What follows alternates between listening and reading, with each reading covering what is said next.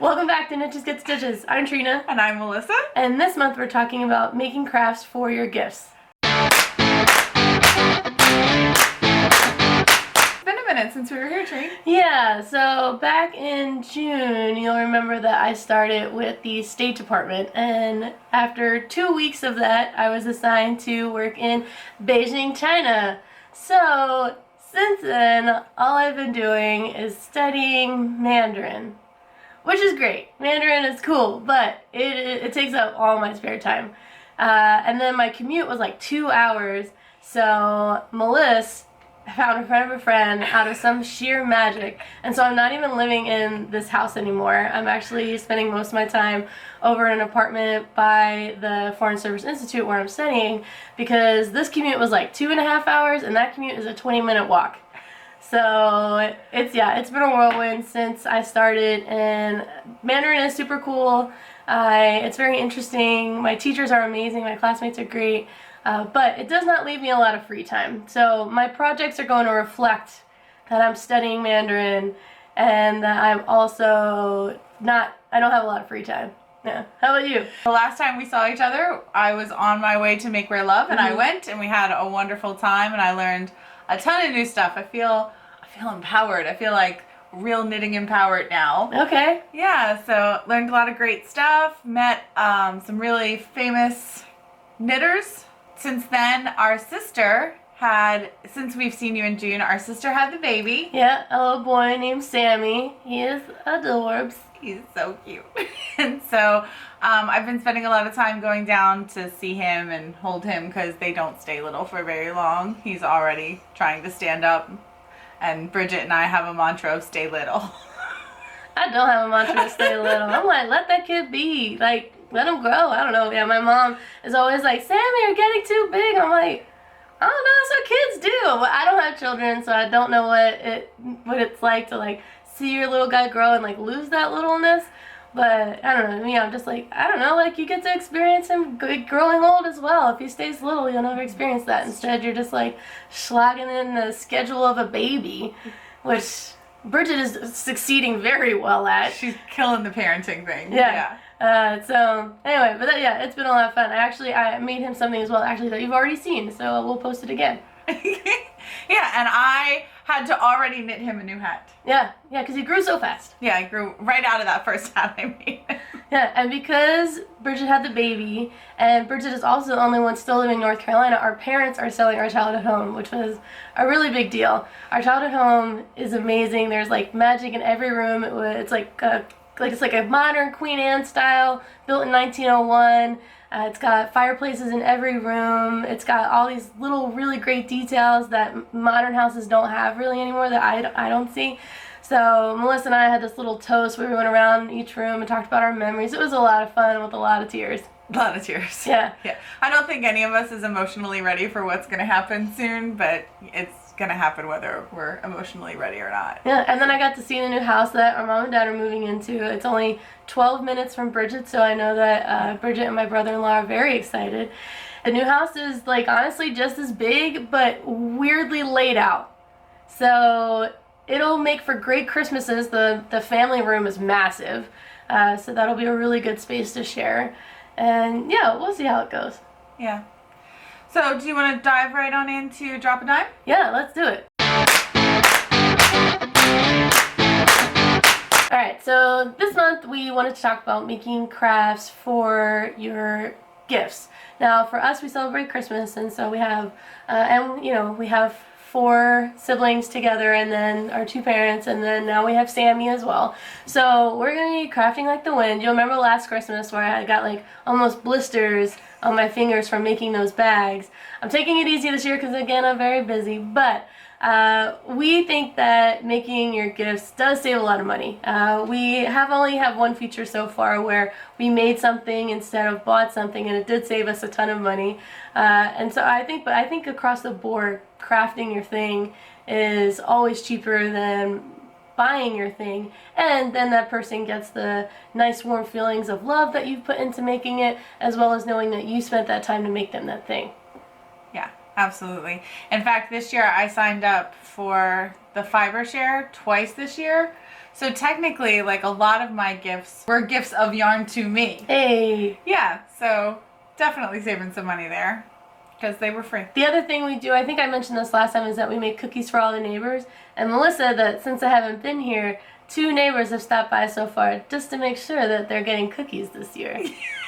Yeah, because they haven't seen her. She hasn't been around because Trina's the hello neighbor. Yeah, because, you know, I walk from the bus, so people see me almost every day. Yeah, and so I had 2 neighbors stop by to A, check on Trina, and to B, ask about the status of their Christmas cookies. Cookies are hecka cheap, especially the ones we make, you know. We make pizzelles and they're wafer thin, and it costs maybe $10 for all the ingredients, and then I make like 100 cookies. So that's 10 gifts right there, and I've spent $6. So even if it's not a craft, like it's not something that we make, like a knitting piece, an embroidery piece, even if it's just like making cookies or hand making your Christmas card, I think people really notice that stuff. Yeah. This year, for your gifts, if you have the funds, have the time, make your gifts at home, I think all of the people who are in the receiving end will really appreciate it. I always think handmade gifts say a lot because it's not just the gift of whatever it is you made. It represents the gift of your time, and that's really the most precious thing that you can give to somebody. Yeah. All right, let's move on to projects. What? Oh yeah, I'll go first. So, I don't know if you can tell, I finished the sweater. The ends really aren't woven in all the way. We'll post it on the gram. It's not yet. But the thing, I don't know if you can see it. The thing that most impresses me about this sweater is, can you see this seam and how perfectly it lined up? What seam? I can't see any seam. It's so amazing. It's knitting magic.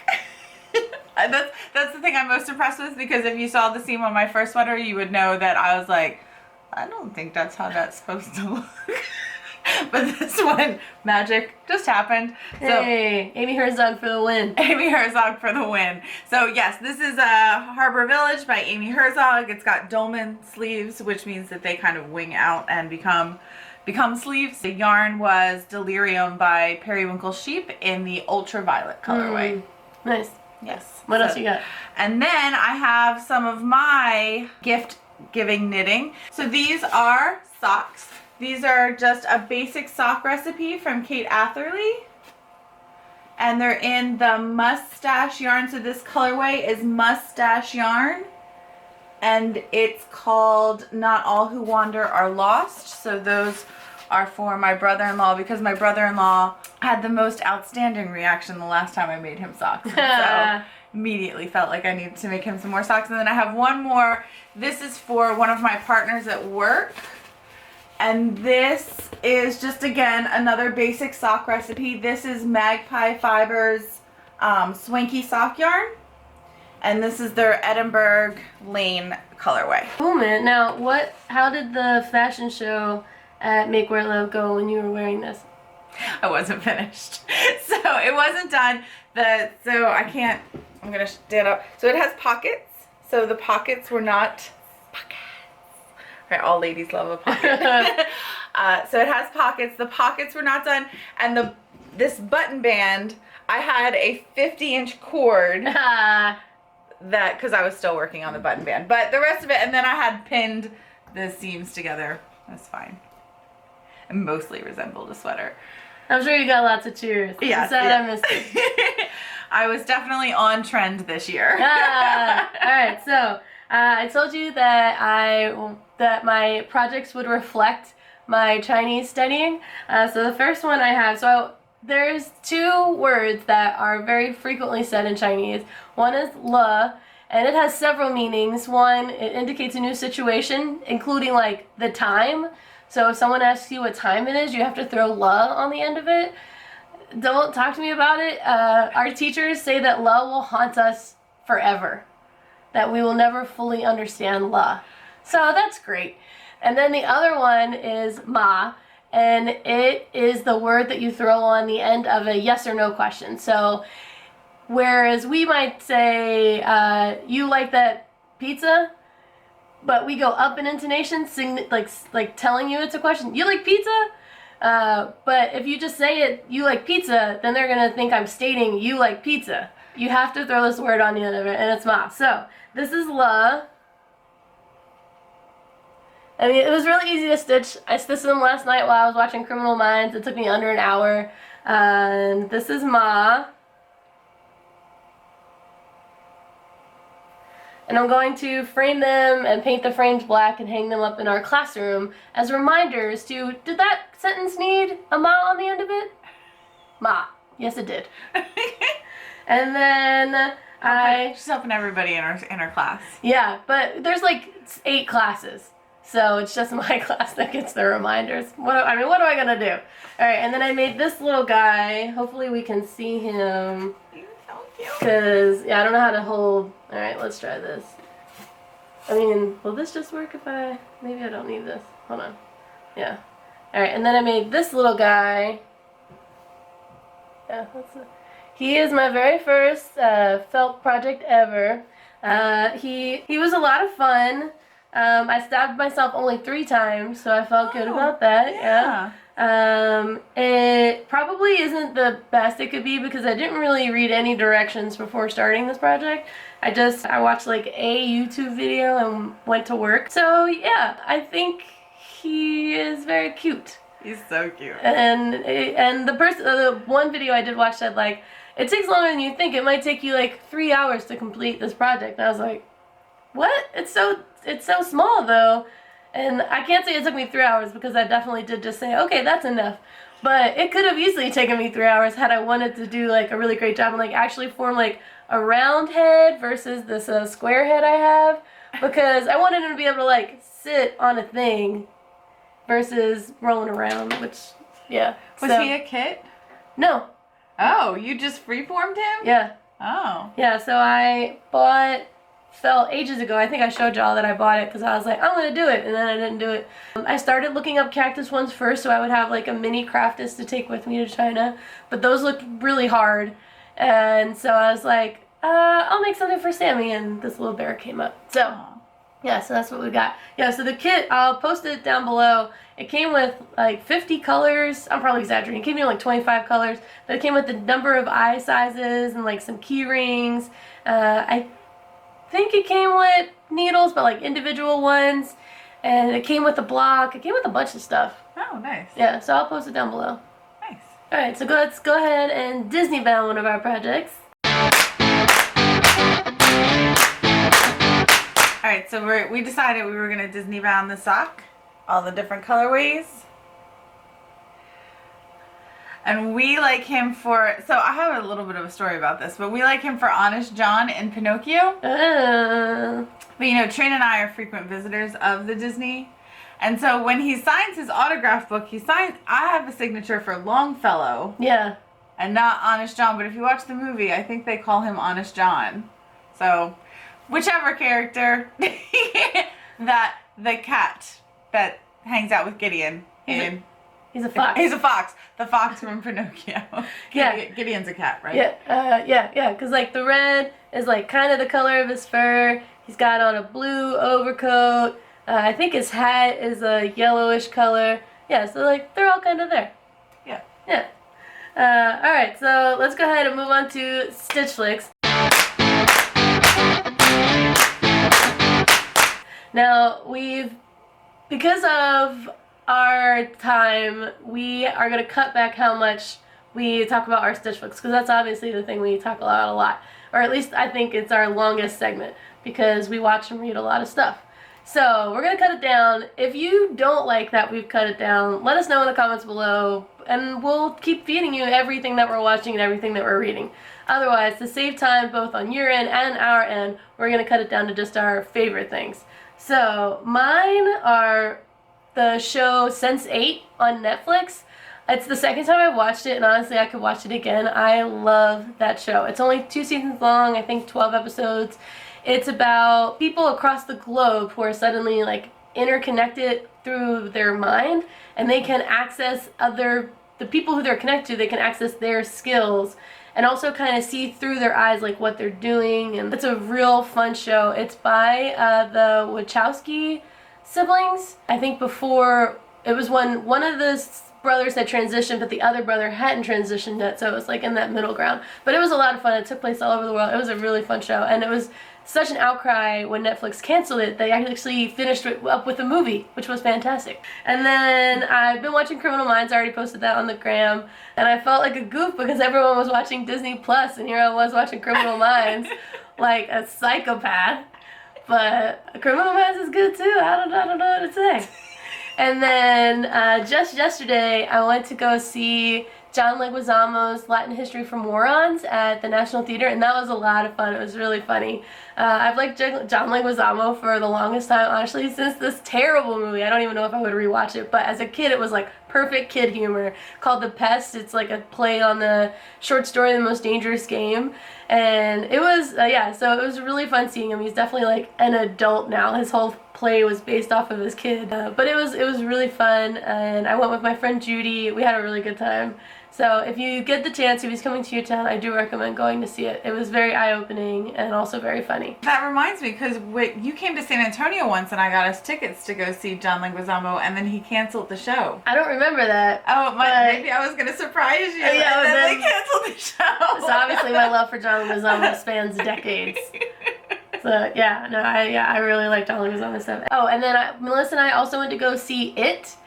I enjoyed it, but I didn't read the book. Melissa afterwards was like, man, that was like a choose your own adventure. It didn't follow the story at all.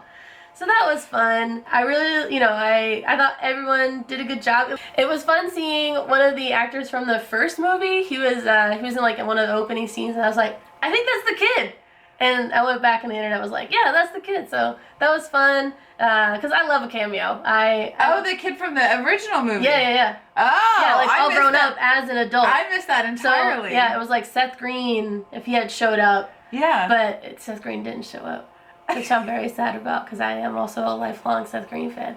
Not important, but yeah, so it was real fun to see cameos. And yeah, I thought it was a lot of fun. I did think I was still thrown off by stuff that happened in the original and stuff that happened in the new one. And when the movie first started, I was like, it started off with the kids, but I couldn't remember who was who because the original kids were still in my brain. Like, they're hardwired in my brain that those are the kids. And so I was just like, I don't know who any of these people are.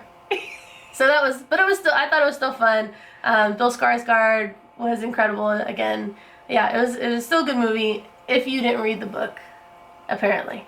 And then the only book that I am reading, I'm only getting to read like a half a chapter a night because of Chinese right now, but I'm reading all of the Discovery of Witches trilogy on Melissa's recommendation. So once I finish that, we'll give a complete review. But it's going very slowly. I started around September because I was like, oh, it's like witches, so that'll be like a good book to lead into Halloween, and I didn't realize how big it was. Well, actually, it's not that big. It's just I don't have time to read, and so so it's now November, and I'm still only 1.5 books through. Okay. So I'll be done sometime around January. So that's it for me. I have 2 book events. So I went to a signing for Clara Parks' new book, Vanishing Fleece, and Trina and I were actually in the crowd that heard a excerpt from that book first because she read it last year at Make Wear Love. So I had been waiting kind of like a year for this book to appear, and I told her that when I went to go get the book signing. So I had a very special kind of, hey, that's nice. Yeah, she inscribed it special. She's like, hey, this book's come a long way since the first time we read it. And then she actually went out for ice cream with us afterwards. We went to the Milk Bar and had, because Clara loves self-serve, and so Milk Bar was right across the street, so we went and got some. That's fun. Yeah. So I had read all of her books, which includes Knitlandia, The Yarn Whisperer, and A Stash of One's Own. And then I came home that night and I read Vanishing Fleece. And then I also read, I didn't even know that this was a genre of book, but when I was at Make Wear Love, I met Stephanie Pearl McPhee, and she writes knitting humor. I got so sucked into these books, so only 2 of them are on Audible, and we all know that I prefer like an Audible book so that I can knit and read. Because only 2 of them were available on Audible, I actually learned how to knit and read books, like physically read a book versus listen to a book. Was Al your page turner? No, I got very good on my tablet, just swiping to the next screen, picking up my stitches, swipe to the next screen. You didn't even have like a whole page open? No. Golly, man. Yeah. I'm glad you found that rhythm. Yeah, I That's found awesome. a rhythm, and but I loved them so much. And at one point, I was still up at kind of like 2 in the morning on like a Friday, kind of knitting away. And she's hilarious, but I read this story that tickled me so hard. I had to like hold in my laughter because Al was asleep beside me, and I was dying laughing on the inside. I actually had to just get up and come out and laugh because I couldn't. It was like bubbling up inside me. Ah, that's awesome. I loved all of her books. They were hilarious. Knitting humor. Who knew? Yeah, who knew? What else? And so for television, it is, again, that time of the year where it is the Hallmark holiday movie season. And they're so easy to watch. They're not good necessarily, but they happen. And this year I treated myself to a Hallmark Plus subscription so I could watch them without commercials. But they have the old movies. I didn't realize that the old Hallmark movies were like steadfast favorites of mine. Like Mrs. Claus with Angela Lansbury is an old school. I won't know any of them. It's an old school Christmas movie that was one of my favorites, and so Mrs. Claus was on there. That made me really happy. We also went to go see Downton Abbey.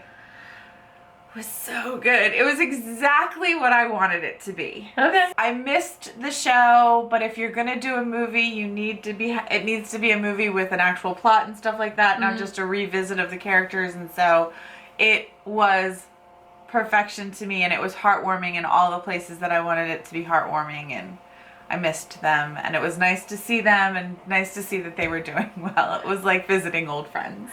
I got a big laugh. I had a friend visiting that weekend, and we had already planned, and the friend visit was kind of impromptu, and so I invited her to the movie. She didn't have anything else to do, but she had never seen Downton Abbey. So we tried to give her a coaching lesson before we got in there, but in the best possible way, Downton Abbey had a recap of all of the characters' timelines. It was really helpful, and I thought, why don't movies do this more often? Previously on Downton Abbey, but in a movie. Like, yeah. I really needed it, because it's been like 3 years since the show was on. Yeah. And so, yeah, I was just like, this was great, because we didn't even need to brief my friend. Yeah. She could just watch and, like, know that all these people had, like, arcing stories where they were bad guys and then they were good guys. So it was well shot. Yeah. So it made me happy in my heart. So that's all I got. All right, well, let's move on to our Stitch Along. So this month's Stitch Along, all we want you to do is tag us in the crafts that you're making that are going to be gifts. I know that you probably won't want to post them publicly. That's how I was with Bridget's Christmas gift last year. But you can direct message them to us, DM them to us, MBD. We love it when you share your crafts with us. Yeah. So that's it for this month's episode. Let us know in the comments below if there's anything you'd like us to see. Hopefully we can figure out a way to keep doing this. We might have to start practicing split screening it for when I move to Beijing, because obviously I'm not going to be able to come home to visit. We don't know what craft this part is going to be, but we want to figure it out if you want us to keep going. So let us know in the comments below how we're doing, what your feedback is, what you'd like to see us do, and in the meantime, stay sharp, niches. And don't be a prick.